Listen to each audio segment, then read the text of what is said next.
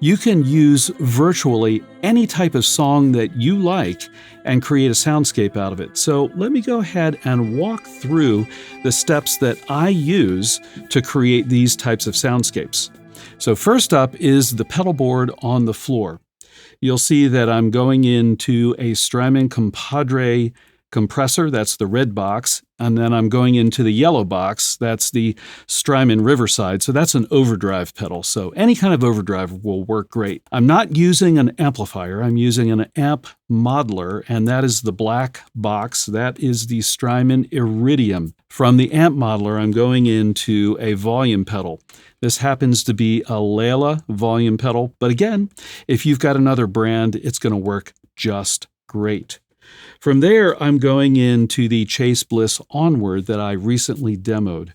That's totally optional. You may or may not want another pedal to create different textures in your signal chain. And then finally, I've got a delay pedal.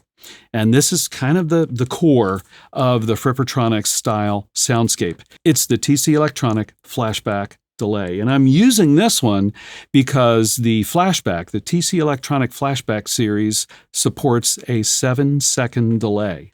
Anyhow, let me go ahead and give you a feel for what this sounds like without the Chase Bliss Onward, so you can actually hear the guitar tone. Here we go. And this is going to have that long 7-second delay.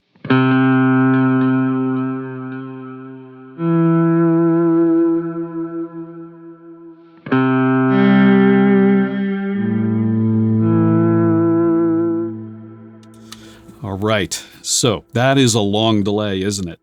But once I start building layers on top of it, it's going to sound really cool.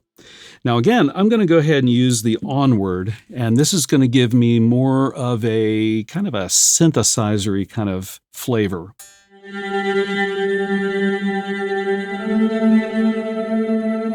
Okay. I like that a lot. Again, you may choose to do something else.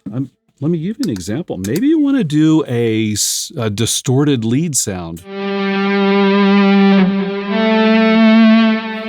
That could sound really cool too. So you've got a lot of options. Use your imagination for the kind of tonal character that you want your guitar to have. All right, next, let's think about that melody again. Let's go back to the melody. The one I'm going to use today is an old hymn. I know it by the name Holy, Holy, Holy. It's very simple. Here's what it sounds like, a little bit of the tune.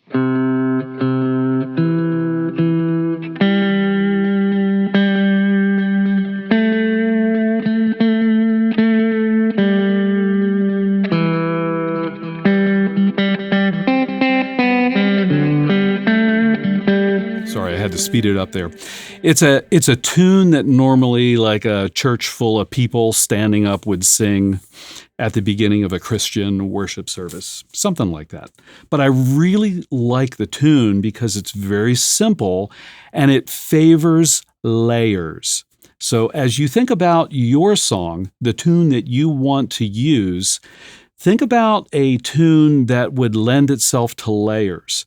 So for example, if you've got a tune with a lot of chromatic movements in the melody, that may not be the best tune to use because once you get these layers of delay repeats going, it could get pretty messy. Next, once you've got that tune figured out, what do you do with it? Well, what I would suggest is slow down the tempo, whatever that tempo is, and play it really slowly. Let me go ahead and play just the first few notes of the tune itself. I'm going to leave the 7-second delay off for just a moment.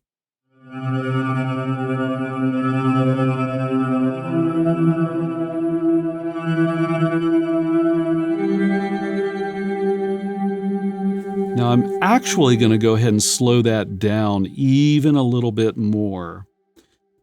I'm going to go ahead and turn on that 7-second delay. Check this out.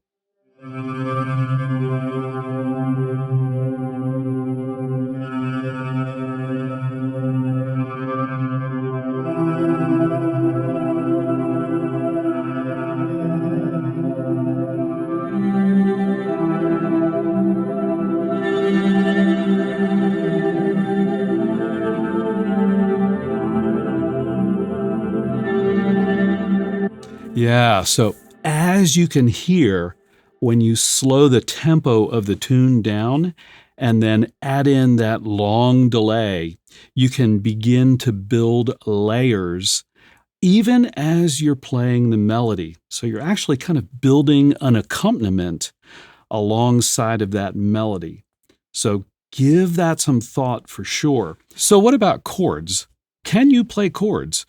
Well, the answer is yes, but you need to be careful because chords in overlapping layers of delay repeats can really clash and can really get muddy. Let me give you an example of how you might want to approach chords.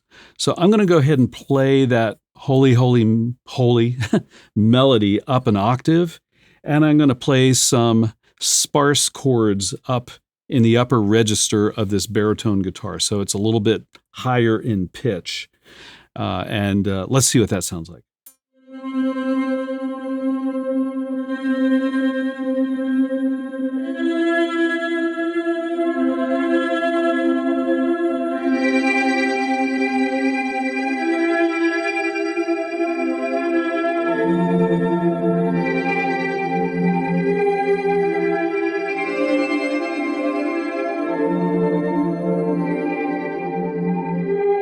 Listen.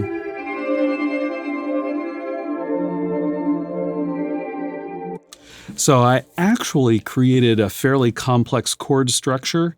Those of you who have really good ears, go ahead and pick out the chord with all the layers and let me know what it is. I don't feel like figuring it out right now.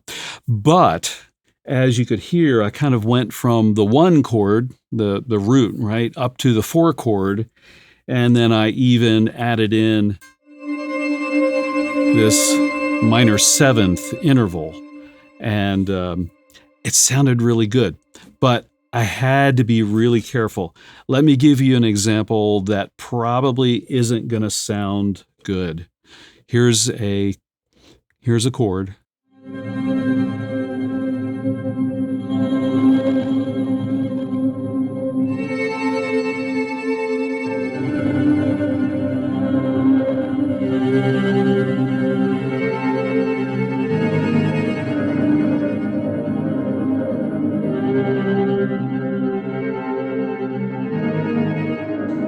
Actually, it doesn't sound as bad as I thought it would. However, you kind of get the picture, right?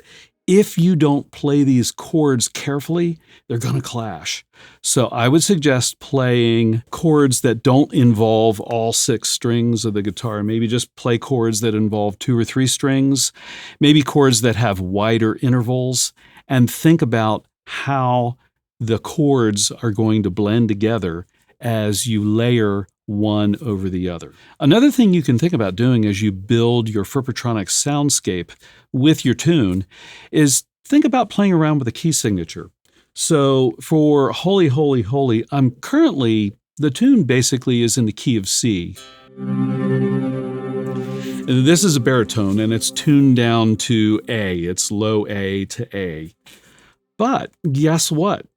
A is the relative minor of C.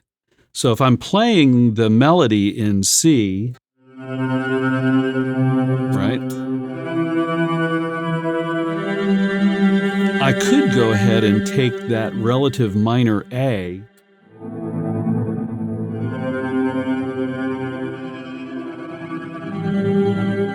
and that still works. So I would suggest kind of playing around with that. So what I did with a soundscape in the full performance was I started on that A and I really kind of had it centered around A minor.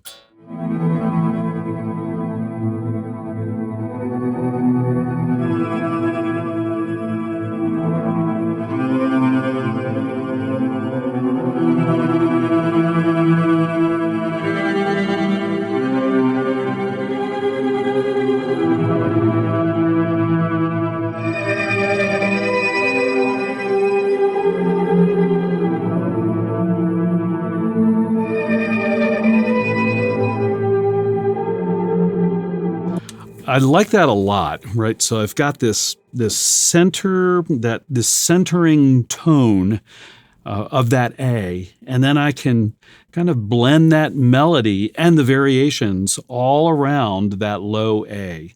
So think about that too. You can play around with key signature. And then I did say the V word, and that is variation. I would suggest not just playing the tune all the way through as is and only as is. You can take the tune, your tune, and play variations of it. So, for example, that holy, holy, holy phrase, the first one.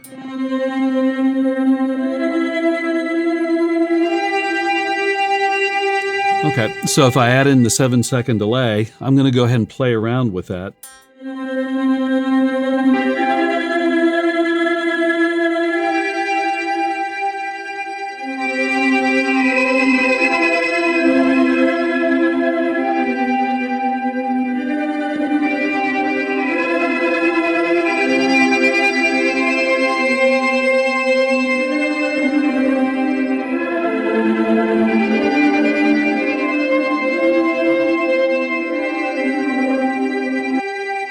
See, I didn't stray very far from the actual phrase in the melody, right? I just played variations around the melody, and that adds variety and interest as you're building your Frippertronics style layers.